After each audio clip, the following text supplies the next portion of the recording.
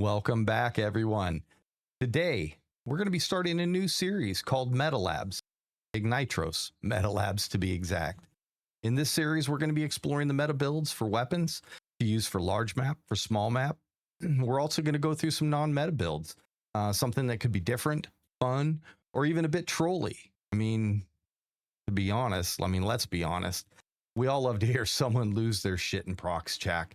I personally take it as a compliment when someone says in prox chat, this guy's cheating. So that's the goal for today. I've been asked many times, what builds are you using? Today, we're going to go over those builds. So let's get into it.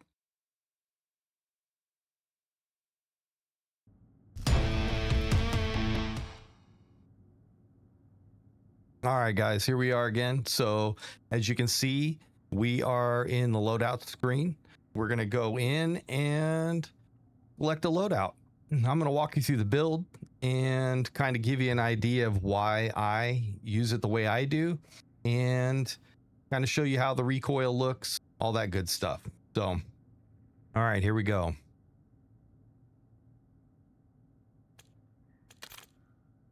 All right, so the first one we're going to do is the or MK35 and the Victus XMR. That's my personal build that I run all the time. And it consists of obviously the MK35. I went with the hover point ELO for the sight. So hopefully you can see this. It's a nice little single dot. It doesn't offer a whole lot of like side to side. It doesn't block off your vision. It's very clear, good sight. Doesn't do a whole lot. It does slow your aim down sight just a little bit, but I like the clear field of view, and you get this nice little like prongs, these antlers basically that pop up, and you got your dot right in the middle. It is so easy to see whatever it is you're shooting at. Of course, I went with the Nightfall suppressed barrel. I use this particular model for sniper support. So for me, I liked having one attachment that gives me a little bit of damage range, helps me with hip fire sped, helps me with the no mini map. Obviously, you don't get a ping, so it's silenced, and it also helps you with tac stance if you ever need to be in tac stance. So it gives you a couple of little pros, no cons, but it hammers out two things in once. I get the silenced barrel and I get a little damage range, plus a few extra things. The VAS convergence helps with bullet deviation, first two-shot recoil control, and vertical recoil control. So you get a little bit of everything in that. Obviously, if I'm going with quads, which is what I traditionally play a lot of, I want something with a lot of bullets. I need a larger magazine. So I went with the Bowen Siren drum. So pretty straightforward there. And then for the stock, I went with the stock. Some people go with a rear grip. They'll opt for something like the quick draw or the quick grip, the RV2. I've seen some people go with I want to say it was the Vaz Nave was somebody suggested that. I personally don't like it. That gives you a lot of recoil, but the gun's pretty accurate as is. I think aim down sight. So I used to run the Vertigo, the Brigand grip. That was really nice. That gives you dive to fire, slide to fire, aim down sight, and jumping in down sight. So it does help with the aim down sight. But I've never really found too much of a need to run that. I go with the stock, and I went with the Forage or hybrid myself. It does hurt aim down sight a little bit, but it gives you recoil stabilization, horizontal and vertical recoil control, and flinch resistance. I like the flinch. Some people will opt for something like the EAM Stentor or the tactical stance, aim down sight, sprint to fire speed, gives you a hip fire spread for everything. Kind of nice little deal. But yeah, I went with what I went with, mostly because of the flinch resistance. I hate shooting at somebody and all of a sudden having my weapon jump up just because they're hitting me with bullets or whatever. So that's the build. Pretty straightforward. as far as that's concerned. So we went with the Fang hover point, the MFS Nightfall suppressed barrel. Now that is a barrel that you can only get via prestige. So you have to prestige the weapon at least once to be able to unlock that. So keep that in mind. The Vast Convergence foregrip, the Bowen Siren drum, and then the Voyager hybrid stock. So those are the 5 attachments that I went with for the MK35. Now going into the Victus. Now this is a legacy weapon, so you know, if you don't have it unlocked, it might take a little while to load it up and everything else, but I went with this one mostly because of the optic. So Gilly ICU actually did a breakdown of a bunch of different optics, including the Greaves that was glitched. So it was supposed to have a large sniper glint, but it didn't have any glint at all. They fixed that now, so that kind of takes that off for the Strider 300. This is, in my opinion, the next best weapon to use for sniping. So I go with the SC Bullseye optic. It's a 6x optic, so it's fairly quick as far as aim down sight and all that good stuff. It's not super zoomed in, so if they're moving around, you can still hit them fairly easily. It gives you a very small sniper glint. And the idea behind that is anything up to about 30 meters, they're going to see your glint.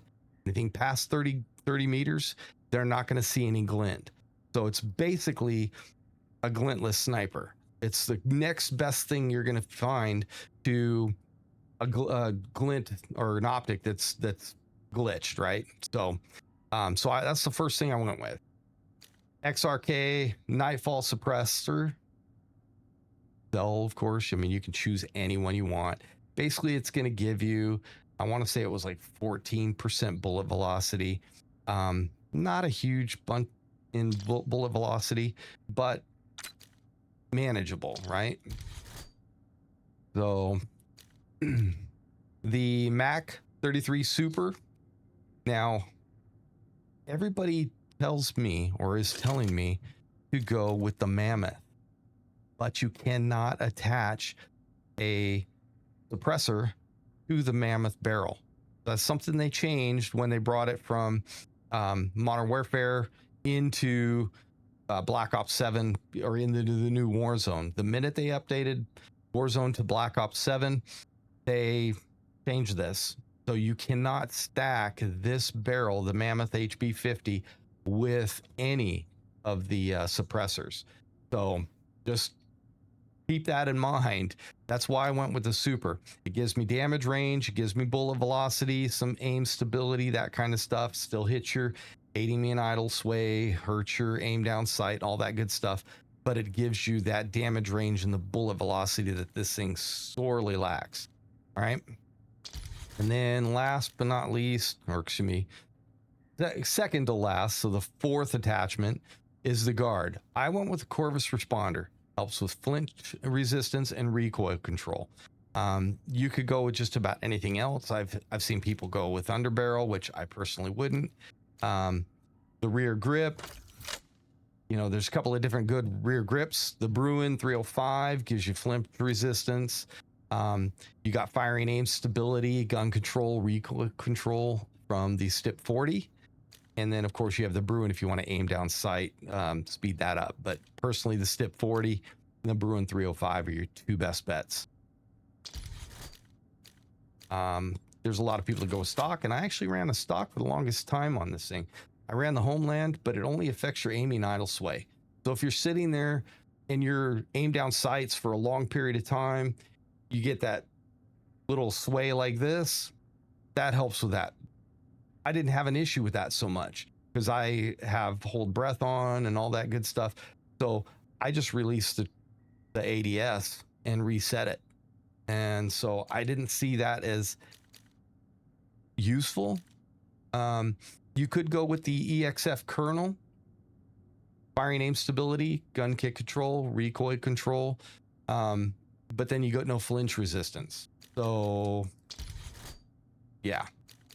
Of course, ammunition, 50 cal, high velocity, adds to your bullet velocity, quite a bit to the bullet velocity. With this build, I'm up to about 994 meters per minute or per second. So it's not the greatest bullet velocity like the Strider 300. I think one of the builds I had set up for that was like 1600 meters per second. So huge bullet velocity there, but it is unlimited range.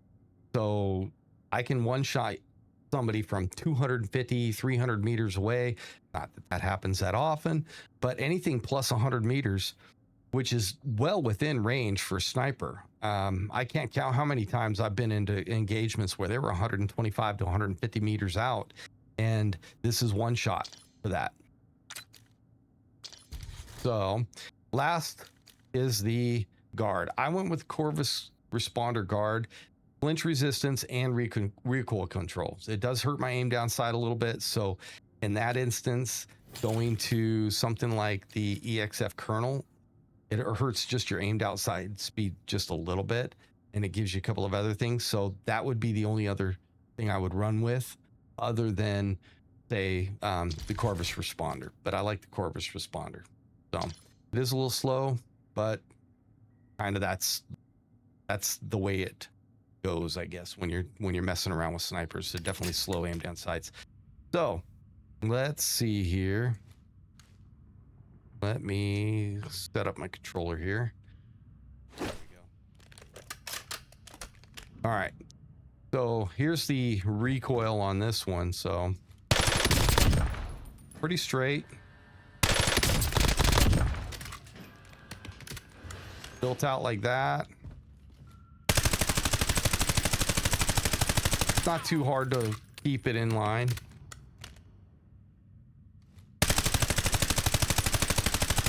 You don't touch it, kind of jumps around a little bit.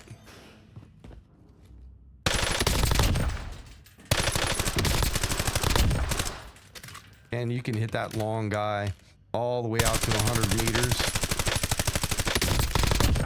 Fairly easy. I mean, it's not super easy, but it is there.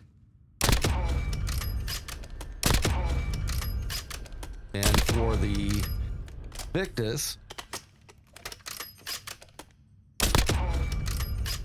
all the way out to that 100-meter mark, it is one shot, and it's beyond 100 meters. So that's the big advantage to this one. Super sharp, fairly quick. On the MK35, you get a 640. You're hitting chest shots, chest and legs. 640. It's pretty consistent at that 640 mark if you can hit your shots, right? If you hit headshots, you can drop that down to 560. I've even seen it as low or something, 480. But the reality is you're probably not going to hit all headshots. You might get, a couple of shots in the middle there. But 640 to 880 is probably about what you can expect, anywhere out to roughly 50 meters. If you can hit your shots. Unfortunately, I'm a little off. So yeah. All right. Those are the two weapons that I use. Now let me pop out here and let me go back in. And I will actually show you the long range version. So that's what I use traditionally. On small map and whatnot, I'll use the Kogot, which I just prestiged. So it's not built out. I won't show you that, but I will show you the long range version. So the long range version,